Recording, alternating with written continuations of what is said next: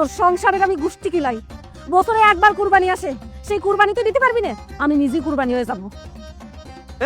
তুমি কি করতে চাই? স্যার তুই আমার স্যার তুই তোর সংসার আমি করবো না। যে স্বামী বউর আবদার পূরণ করতে পারে না, সেই স্বামীর বউর হাত ধরার কোনো অধিকার নেই। আর তুমি কি শুরু করেছো? আর তো বিপদে আছো। বিপদ হওয়ার জন্যই তো গলায় দড়ি দিলাম। তোর কি মনে হচ্ছে আমি এই জায়গায় পিকনিক করার জন্য আইছি? আমার বাপের কত মান সম্মান আছে, আমার বাপের মান সম্মান তো সব তুই ডুবাচ্ছিস। কুরবানি দিস নে, গত বছরও কুরবানি দিসনি, এইবারও কুরবানি দিবি নে। তুই এত অবদার্থ, এইরকম মানুষের সাথে সংসার করা যায় না। আচ্ছা, আমার কুরবানি দেওয়ার কোনো সামর্থ্য নেই। যদি সামর্থ্য থাকতো তাহলে আমি দিতাম। তোমার বাপ বড় লোক মানুষ, এই জন্য সে প্রতি বছর কুরবানি দেয়। তাই বলে কি আমার দিতে হবে না? আমি কি ছায়া চিন্তা এনে কুরবানি দেবো না? তোর আর কুরবানি দিতে হবে না। এখন আমি গলায় দড়ি দিয়ে নিজে কুরবানি হয়ে যাচ্ছি, তুই খালি দেখ। তুমি কি আরে বাবা, দূর বাবা। কি করছো তুমি? বৌদি কি ধরনের পাগলামি করতেছো? গ্রামের মানুষ শুনলে আমাকে মান সম্মান থাকবো, আমাকে সমাজে মুখ দেখাতে পারো। মানুষ কি করবে না তা আমি কি এর কব? আমার ওতে কিছু যায় আসে না। আপনার সোয়ালটা কুরবানি দিতে কইছি, আপনার সোয়াল কুরবানি দিচ্ছে না। গত বছর গেল, গত বছর আমারে কইছে এই বছর সে কুরবানি দেবে, কিন্তু এই বছর সে কুরবানি দেওয়ার কোনো নাম নাই। কুরবানির কয়দিন আছে? এখনো কোনো হুঁশ জ্ঞান আছে? সারাদিন কোনো কাজ কাম করবে না, বাইরে তেরে বেড়াবে। আমার বাপের তো একটা মান সম্মান আছে, আমার বাপের মান সম্মান সব ধুলোর সাথে মিশে গেছে। শুনো বৌমা, তোমার আব্বার টাকা পয়সা আছে, হ্যাঁ প্রতি বছর কুরবানি দেয়। আমার ছেলে যদি থাকতো তাহলে আমার ছেলেরও দিত। তুমি আরেকটা বছর অপেক্ষা করো, সামনের বছর আমার পোলায় কুরবানি দিবে। হয় দেবো। এই যে এই বছর না পরের বছর, পরের বছর না তার পরের বছর, এই গতি গতি কয়টা বছর পার হয়েছে? 5টা বছর পার হয়ে গেছে। আমি আর সহ্য করতে পারবো না। বৌমা, তুমি আর একটা বছর অপেক্ষা করো, সামনের বছর আমার পোলা কুরবানি দিব। আমি আর এক বছর অপেক্ষা করতে পারবো না, এই বছরই কুরবানি দিতে হবে। মা, তোমার বৌমারে কলামে কুরবানি করতে নিষেধ করো। আমার সামর্থ্য থাকলে মেলা আগে কুরবানি দিয়ে দিতাম। আর বেশি কথা করি আমি গ্রামে একটা নাম করে ফেলাবো। আমি বউ কুরবানি দেবো, বউ কোরবানি।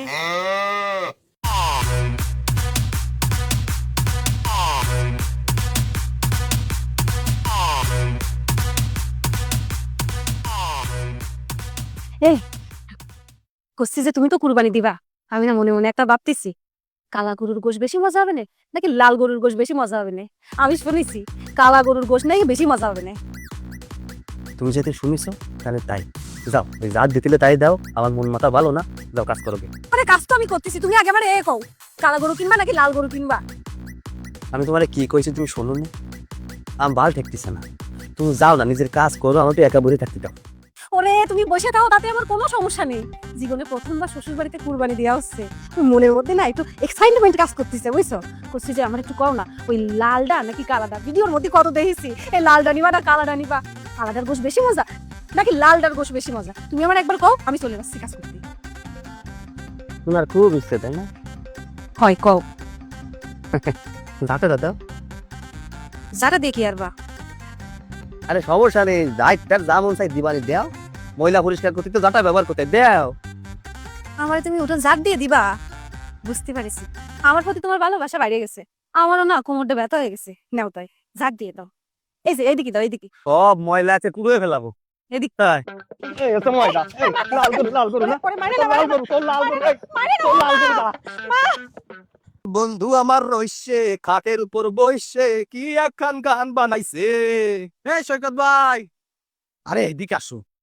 কেছে বিষয়তে ডাকলি কেন? শুনলাম তুমি নাকি বউ কুরবানি দিচ্ছ। এ ভাও বেদা কুয়ানে ভাই, হ্যাঁ বউকে কুরবানি দেওয়া যায় নাই যে বউ কুরবানি দেবো? আচ্ছা তুই এসব কথা কুয়ানে শুনেছিস? হ্যাঁ আও কথা বটো কবি নে। একটু আগে সাত দোকানে গেলাম, সেনি যায় শুনি সারা মানুষ করছে তুমি নাকি বউ কুরবানি দিবা। এ শোন, আজ বাইরে থেকে কাজ কাম নেই, তারা ওই সাত দোকানে বসে সমালোচনা করে, বুঝতে পারিস? বাটায় মেরা এইসব কাজ করে বেড়ায়, মানুষের নিয়ে আলোচনা করে বেড়ায়। আসলে আমি সবই বুঝলাম, কিছু রটলি কিছু ঘটে। গ্রামের মানুষ তো আর খালি খালি করছে না। আচ্ছা আসলে ঘটনাটা কতদিন কি হয়েছে? তুই যখন শুনে ফেলেছিস, তুই আমার ছোট ভাই, তা তোরে কষি আমার কোনো সমস্যা নেই। আর হলে হয়েছে কি, ওই তোর ভাবি, বুঝতে পারছিস, মানে আমার বউ, প্রত্যেকটা বছর আসলেই কুরবানি দাও। আচ্ছা তুই আমার একটা কথা কবি, কুরবানি দিতে গেলে টাকা পয়সা লাগে না? আমি হচ্ছে গরিব মানুষ, খেতে খামারে কাজ করে খাই, আমি কি রে ওই কুরবানি দেবো? কুরবানি দিতে গেলে টাকা লাগবে, সোনা লাগবে, রূপা লাগবে, এই সব যদি থাকে তাহলে না কুরবানি দিয়া যায়। আমি কোনতে কুরবানি দেবো? আমার শ্বশুর মশাই প্রতি বছর কুরবানি দেয়, আমার বউ তাই দেহা দেহি আমারও প্রতি বছর কুরবানি দিবা। ওরে আমি বুঝতেই পারিনি, তাই রাগ করে ওরে কইলাম এই বছর যদি আমি কুরবানি না দিতে পারি তাহলে তোরে কুরবানি দেবো, মানে বউ কুরবানি দেবো। ও আচ্ছা ঠিক আছে, তাহলে তুমি যাও, পারলি বউ কুরবানি দিয়ে আনে। তুই আবার পাও পেঁচাল শুরু করেছিস, তোর পাও পেঁচাল শোনার আমার সময় নেই। যা তুই কাজে যা, আমি আমার কাছে। ফালতু শ্যামলা, আমার বউ নাকি কুরবানি দেবো আমি, বউ কি কুরবানি দেওয়া যায় নাই?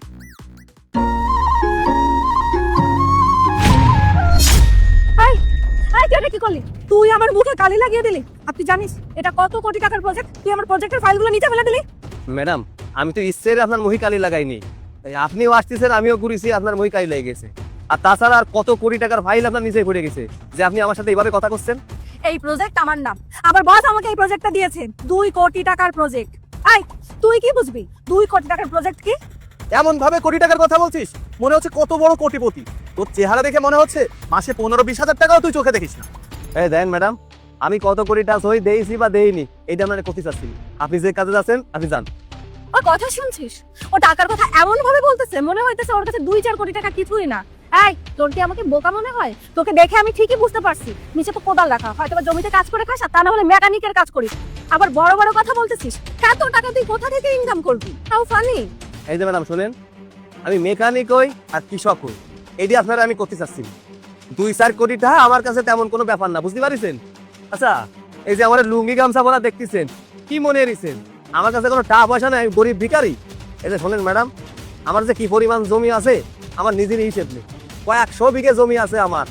আপনার 10 প্রজন্ম যদি সারা জীবন বসে খায় তাও আমার জমির ফসলাদি শেষ করতে পারবে না। তোকে আমরা দেখেই বুঝেছি তুই আস্ত বড় একটা চাপাবাজ। তুই সারা জীবনে 10 থেকে 12 লক্ষ টাকার বেশি ইনকামও করতে পারবি না, আর ভাব নিচ্ছিস কোটিপতির।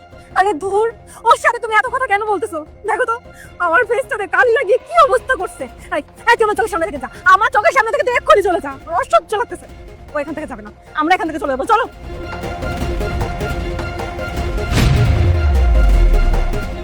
বুঝলাম না, টাকা পয়সা কি আপনি গাড়ি নিয়ে ঘুরতে হবে না? আমার এত এখন গাড়ি নিয়ে ঘুরতেছি, আমার কি কোটিপতি দেয় না? টাকা পয়সা আমার দ্বারা নেই, এটা বোঝেও না।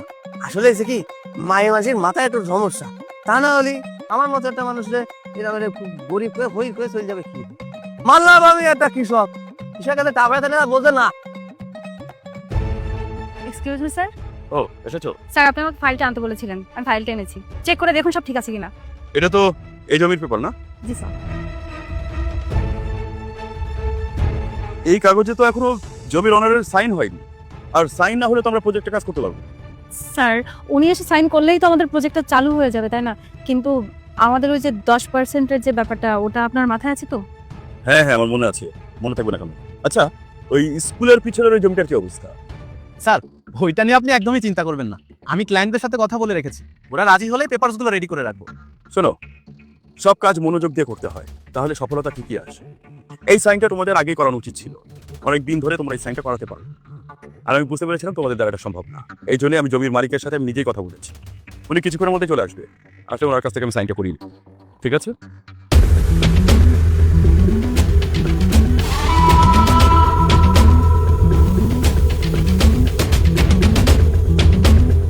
আরে কি ব্যাপার, তুই এখানে কেন এসেছিস? একে তো সকালবেলা তুই আমার কোটি টাকার প্রজেক্টের ফাইলটা ফেলে দিলি, আর এখন আবার তোর এই খ্যাপমার কাছে হাঁটা নিয়ে আমার চোখের সামনে চলে এলি। তুই কি জানিস এখানে কি হচ্ছে? এখানে কোটি টাকার ডিলের সাইন নিয়ে কথা হচ্ছে। আজকে এখানে দাঁড়িয়ে থাক, দাঁড়িয়ে থেকে দেখ কিভাবে কোটি টাকার প্রজেক্টে সাইন করাতে হয়। আচ্ছা, এই যে জমিটা দেয়া যাচ্ছে, এই জমি ডিলের ব্যাপারে তোমরা এই জায়গায় দাঁড়ায় আছো? হ্যাঁ ডিল হবে। কি রে, জমি দেখে কি মাথা ঘুরে গেছে? এরকম জমি যদি তোর কাছে থাকতো তাহলে কতই না ভালো হতো, মনে মনে এটাই ভাবছিস তাই না? কিন্তু তোর বাপ দাদা 14 গোষ্ঠীও কোনোদিনও এত জমি একসঙ্গে চোখে দেখেনি। থামো, তোমরা কাকে কি বলছো? তোমরা ওনাকে চেনো? স্যার সরি স্যার, আসলে স্যার আমি আপনাকে ফোন করেছিলাম আপনার একটা সাইনের জন্য। আপনার সাইনটা ছাড়া স্যার আমরা কাজ শুরু করতে পারছি। স্যার আপনি কি বলতেছেন? এই কৃষকটা স্যার, ওনার সাইন প্রয়োজন? একদম চুপ, এই জমির মালিক উনি। উনি যদি এখানে সাইন না করে তাহলে আমরা প্ল্যাটটা তৈরি করতে পারবো না। আরে স্যার, আপনার কি মাথা খারাপ হয়ে গেছে নাকি? এরকম একটা ফকিন্নি কৃষকের জমি এটা হতে পারে না। আচ্ছা নাজিম সাহেব, আপনি আমার এই জায়গায় আসতে কইছেন কেন সেটা কোন? স্যার প্লিজ স্যার, সাইনটা করে দেন স্যার। এই শোনেন নাজিম সাহেব, আমি আপনার এই প্রজেক্টের ফাইলে সাইন করব না। কিছুক্ষণ আগে এরা আমারে করছিল, সারা জীবনেও আমি নাকি 10-12 লাখ টাকা ইনকাম করতে পারবো না। আমি যদি এখন 2 কোটি টাকার এই প্রজেক্টে সাইন করে দিই তাহলে বিষয়টা কিরাম হয়ে যায় না? আর আপনি তোকে কয়ে দেন আমি কত বড় গরিব। এই বলি, এই তোমার কি করছো? ওনার সাথে কি করছো বলো আমাকে। আমি খুলে করছি, সকালবেলা এই 2জন মানুষ হাইটে আসছিল, আমার গাড়িতে একটু সমস্যা হয়, আমি কাজ করছিলাম, হঠাৎ করে ঘুরে গেছি, তার মুই আমার হাত লাগিছে, তার মুই কালি লাগলো আর ফাইলটা ফুটে গেল। আমি ইচ্ছেরে কিন্তু ধাক্কা দিইনি তাকে, কিন্তু তারা আমার যা না তাই কয়ে উল্টো পাল্টা কথা বলে। একটা ভদ্রলোক কোনোদিন কোনো মায়ের সাথে স্ত্রীর ধাক্কা খায় না। আমারও কোনো ইচ্ছা ছিল না একটা মায়ের সাথে ধাক্কা কার জন্য, ভুলবশত ধাক্কাটা লাগে গেছে। তাই নিয়ে যে পরিমাণ কথা শুনলো, আমার বাপের জন্মে আমি কোনো এত কথা শুনিনি। আমি মানতেছি আমি কৃষক, তাই বলে কি আমার সম্মান নেই? যারা খেতে খামারে কাজ করে তাই কোনো সম্মান নেই? প্রত্যেকটা মানুষের সম্মান আছে, সবার সম্মান দিয়ে কথা কথি শিখবেন। শোনেন, আমাকে মতো কৃষকরা ওই জমিতে কাজ করে বিদায় দুবেলা দুই মুঠো ভাত খাতে পারেন। আমাকে মতো কৃষক না থাকলে জীবন ধারণ করা আপনাকে অনেক কষ্ট হয়ে যেত। তাই প্রতিটা মানুষকে সম্মান করবেন। আর একটা কথা কই, কারো দেখলে বোঝা যায় না কার ব্যাংক অ্যাকাউন্টে কয়টা টাকা আছে। শোনেন, আজকালকার রিক্সাওয়ালারাও লাখপতি, তাকে নিজেকে বাড়ি আছে। আর আমরা তো কৃষক, আমাকে জমি জমার অভাব নেই। আর কি জানো কইলেন? অশিক্ষিত মূর্খ। অশিক্ষিত আমরা না, অশিক্ষিত আপনারা। অশিক্ষিত আপনাকে মন মানসিকতা। শুধু স্কুল কলেজে পড়ে সার্টিফিকেট অর্জন করলে তারা শিক্ষিত কয় না। তাই কই কি, ওই পুঁথিগত বিদ্যার্থে বাইরে আসে সামাজিকতা ছোঁয়ায় মানুষকে একটু সম্মান করতে শিখবেন, মানুষ আপনাকেও ভালোবাসবে। এই নাজিম ভাই, ফাইলটা দেন, সাইন করে দিই। সরি স্যার, আসলে আমরা সকালে না বুঝেই আপনার সঙ্গে খারাপ ব্যবহার করে ফেলেছি। আপনি প্লিজ আমাদেরকে ক্ষমা করে দিন। স্যার, সত্যি আমাদের ভুল হয়ে গেছে, আমরা অনুতপ্ত, আমাদেরকে ক্ষমা করে দিন। থাক, ক্ষমা সাথী হবে না। নিজের কাজে সম্মান করবেন, মানুষের কাজে সম্মান করবেন, দেখবেন মানুষ আপনারও সম্মান করবে। ফাইলটা দেন, সাইন করে দিই। এই গাড়ির দাম আমি 1 সেকেন্ডে দিয়ে হেঁটে চলে যেতে পারি, কিন্তু যত বড় মুখ নয় তত বড় কথা, এমন ভাব করতেছে কোটিপতি। তোকে সমস্যা কি? হ্যাঁ, টাকা পয়সা তো চাই নিতে পারবো না, 2 কোটি টাকা পাবো, এবার কলম সত্যি মামলা করে দেবো। এই ফকির নিচে আসা, তোর সাহস তো কম না? আমার গাড়ির সামনে থেকে সর। তুই আমার গাড়ির সামনে কি করছিস? তোর যোগ্যতা আছে আমার গাড়ির সামনে দাঁড়ানোর? তুই জানিস আমার গাড়ির দাম কত? এমন ভাবে গাড়ির দাম করছেন মনে হচ্ছে এই গাড়ির দাম 1.5-2 কোটি টাকা। হ্যাঁ, এই গাড়ির দাম বড় জরুরি 10-15 লাখ টাকা হবে। এই অশিক্ষিত মূর্খ, জীবনে এত দামি গাড়ি চোখে দেখেছিস? এমন ভাবে কথা বলছিস মনে হচ্ছে লাখ লাখ টাকা পকেটে নিয়ে ঘুরিস। এই, তুই জীবনে 15-20 লাখ টাকা চোখে দেখেছিস? তোর চেহারা দেখে মনে হচ্ছে সারা জীবনে 15-20 হাজার টাকা ইনকাম করতে পারিস। আরে বোঝো না, হাত দিয়ে ছাড়া জিব্বা তো, মুখে যা আসতেছে তাই বলে যাইতেছে। ওর চেহারা দেখলে বোঝো না ও কত বড় অশিক্ষিত, কত বড় মূর্খ। কিন্তু এমন ভাব করতেছে মনে হইতেছে কোনো বড় কোম্পানির মালিক। শোনেন, আমি কোম্পানির মালিক কিনা সেটা আমি আপনাদের ক্ষতি যাচ্ছি না, কিন্তু আমার দ্বারা যে পরিমাণটা আছে এই কথা যদি আপনি শোনেন আপনার ফান নিজের মাটি সরে যাবে। কি মনে এরিছেন আমি এই যে লুঙ্গি গামছা আর এই যে স্যান্ডেল পরে রয়েছি বলে কি আমার এই গরিব মনে হচ্ছে? প্রত্যেকটা মানুষের সম্মান দিয়ে কথা বলার চেষ্টা করবেন। ওরে বাবারে, ওর কথা শুনেছিস? যত বড় মুখ নয় তত বড় কথা, এমন ভাব করতেছে কোটিপতি। এই, করিস তো চাষার কাজ, চাষার কাজ করে আবার বড় বড় কথা বলতেছিস কেন? আছে কি তোর? কোদাল, গামছা আর পায়ে একটা স্যান্ডেল, এগুলো নিয়ে কি করিস? খেতে কাজ করতে যাস, খেতে কাজ করে সবজি বিক্রি করিস, আর এই সবজি বিক্রি করে কয় টাকা ইনকাম করিস? কোটি টাকার কথা বলছিস? সবজি বিক্রি করে মনে হয় 100-200 টাকার বেশি ইনকাম হয় না, আর এটা দিয়ে ও সংসার চালায়। এর চেয়ে আর কি করবে? এরকম কিছু একটা হয়তো করে। ও আকাশ, এতক্ষণে আমি বুঝতে পেরেছি ও কেন আমার গাড়ির সামনে দাঁড়িয়ে আছে। এই, কি ভেবেছিস এত দামি গাড়ি কোনোদিন তো চোখে দেখিসনি? গাড়ির সামনে দাঁড়িয়ে কয়েকটা সেলফি তুলে তারপর ফ্রেন্ডদেরকে দেখাবি, দেখিয়ে মজা নিবি? আফা, দামি গাড়ির সামনে দাঁড়ায় সোয়াব করতে হয়। 1-1.5 কোটি টাকা যে গাড়ির দাম সেই গাড়ির সামনে দাঁড়ায় সোয়াব করতে হয়, কিন্তু আপনার এই যে গাড়ি এর সামনে দাঁড়ায় সোয়াব করার কিছু নেই।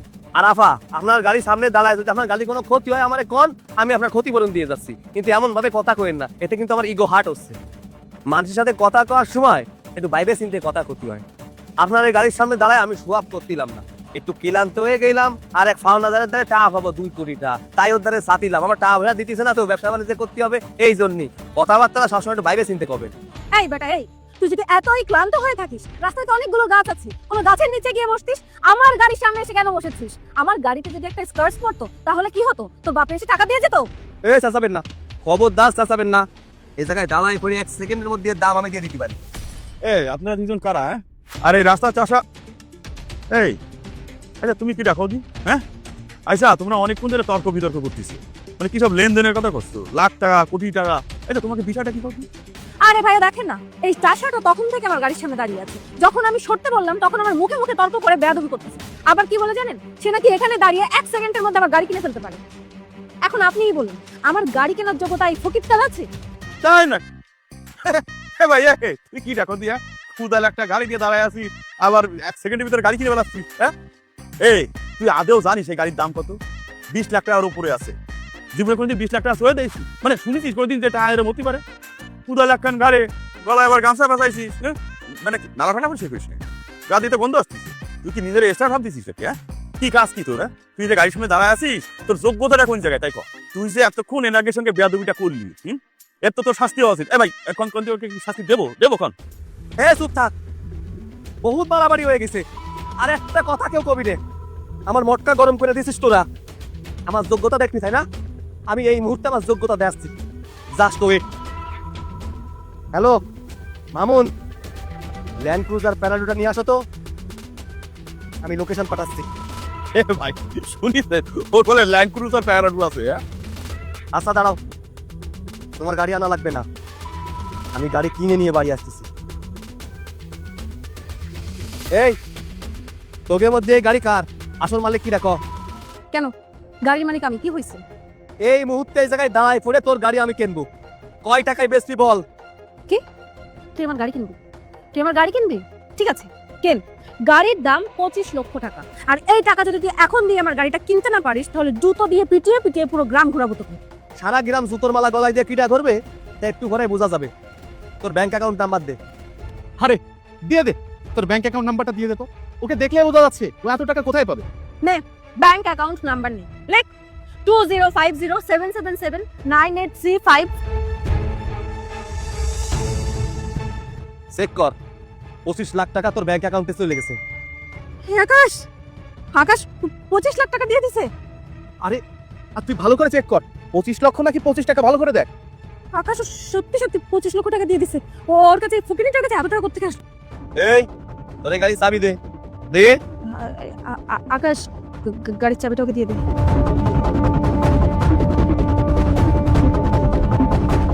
শোন, তোকে সাথে দাঁড়ায় আমি এত কথা কওয়া সোয়াল না, আমি খুব কম কথা কই, কিন্তু তোরা আমার ইগোতে হাট করেছিস, কারণ তোরা চাষিকে নিয়ে কথা বলেছিস। এই তোরা যে চাষিকে অপমান করিস, তোরা ভাত খাইস কোন জায়গাতে? হ্যাঁ, তোরা যে ভাত খাইস, এই চাষিরা যদি চাষ না করতো তাহলে ভাত কপালে জড়তো না। চাষিকে অবদান অনেক বেশি, আর কর্মরে কোনোদিন ছোট করে দেখবি না। কার পকেটে কয় টাকা আছে সে ছাড়া কেউ জানে না। কর্ম দেহে কাউরে বিচার করবি না, পোশাক দেহে কাউরে বিচার করবি না। চাষিরা অনেক কষ্ট করে উপার্জন করে, তোকে মতো না যে বাপের তা আনলাম খালাম আর ঘুরে বেড়ালাম। মানুষ বড় লোক হোক বা গরিব, প্রত্যেকটা মানুষের সম্মান আছে, প্রত্যেকটা মানুষের সম্মান দিয়ে কথা বলবি। আর শোন, এরপরে মানুষের সাথে খারাপ আচরণ করার আগে 10 বার ভাইবে তারপরে আচরণ করবি। প্রতিটা মানুষে তার কাজের জন্য, তার মন মানসিকতার জন্য তার সম্মান দিবি, পজিশন দেখে না। আর এই যে আপনি উড়ে আইসে জুড়ে বসে যা না তাই করেন, আমার সাথে চলেন, আপনার বাড়ি পর্যন্ত পৌঁছে দিয়ে আসি। না না থাক, লাগবে না, আমি হাইটেই যেতে পারবো। আসলে কি আপনাদের এই উত্তেজনার মধ্যেই এসে আমি একটু মজা নিচ্ছিলাম। থাক, আমি তাহলে আসি। হ্যাঁ, আসি। আসসালামু আলাইকুম।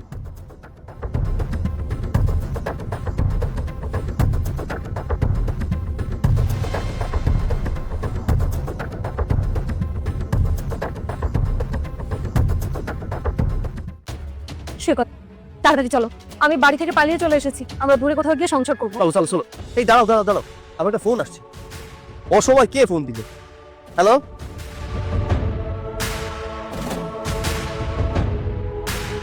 আচ্ছা ঠিক আছে, আমি এখনই আসছি। কি হয়েছে? কে ফোন করেছে? আর তোমাকে কোথায় যাওয়ার কথা বলছে? বনি, অনেক বড় একটা সর্বনাশ হয়ে গেছে। আরে আমাদের সমস্ত সম্পত্তি ব্যাংক নিলামে তুলছে। বাবার ব্যাংক লোন ছিল, সময় মতো ব্যাংক লোন পরিশোধ না করায় ব্যাংক সমস্ত কিছু নিয়ে যাচ্ছে। বাবা খুব অসুস্থ হয়ে পড়েছে, আমার এই মুহূর্তে যেতে হবে। তুমি সব কি বলছো? সব সম্পত্তি নিলামে উঠে গেছে মানে? তার মানে তোমরা এখন রাস্তায় বসে যাবে? তুমি এইসব কথা কেন বলছো? আরে এখন কি এইসব কথা বলার সময় নাকি? শোনো, এখন এইসব কথা বলো না, তুমি আমার সাথে চলো। দেখো, তুমি আমার পাশে থাকলে, তুমি আমাকে সাপোর্ট দিলে আমি সামনের দিকে এগিয়ে যাওয়ার সাহস পাবো। চলো আমার সাথে, এসো। কোথায় নিয়ে যাচ্ছ আমাকে? তোমাদের ওই ঋণযুক্ত বাড়িতে, যেখানে গেলে আমি দেখতে পাবো ব্যাংক তোমাদের সব সম্পত্তি নিলামে উঠিয়ে দিচ্ছে আর বাকিরা সেই সম্পত্তি কিনে নিচ্ছে। এসব দেখার জন্য আমাকে নিয়ে যেতে চাচ্ছ? এটা কোন ধরনের কথা মনি? তুমি আমার সাথে নিশ্চয়ই ফাজলামো করছো, তাই না? দেখো, এখন ফাজলামো করার সময় নয়, এখন যেতে হবে আমাদের। বাবা খুব অসুস্থ হয়ে পড়েছে, আর তাছাড়া আমি পরিবারের বড় ছেলে, এই মুহূর্তে সবার পাশে থাকা আমার দায়িত্ব। প্লিজ আর লেট করো না, চলো। এই ফকিন্নির বাচ্চা, তুই আমাকে কোথায় নিয়ে যেতে চাচ্ছিস? বস্তিতে? তোর বাড়ি নেই, তোর সম্পত্তি নেই, তুই আমাকে কোথায় রাখবি? বস্তিতে রাখবি? শোন, আমি আমার ফ্যামিলি থেকে পালিয়ে এসেছিলাম তোর সঙ্গে সুখী থাকবি বলে, পায়ের উপর পা তুলে টাকা খরচ করবো বলে, কিন্তু এখন তো তোর কিচ্ছু নেই, তাই তোর সঙ্গে পালিয়ে যাওয়ার কোনো প্রশ্নই আসে না। আজকে থেকে তুই তোর রাস্তায়, আমি আমার রাস্তায়। এতক্ষণ অনেক বক্তব্য দিয়েছো, এখন আমি বলবো, তুমি শুনবে। সূর্য, টাকার ব্যাগটা নিয়ে আয় তো।